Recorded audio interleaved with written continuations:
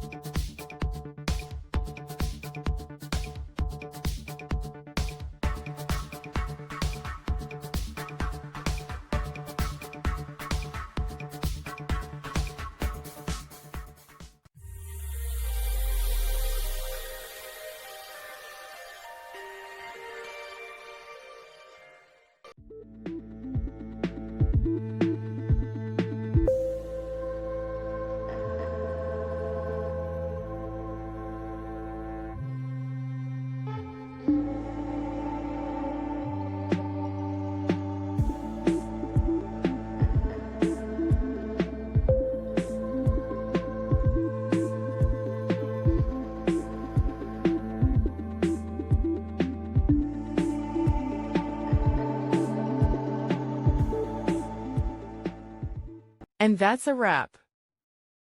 I hope you found the answer you were looking for. If you did, take a second to hit that subscribe button. It really helps out.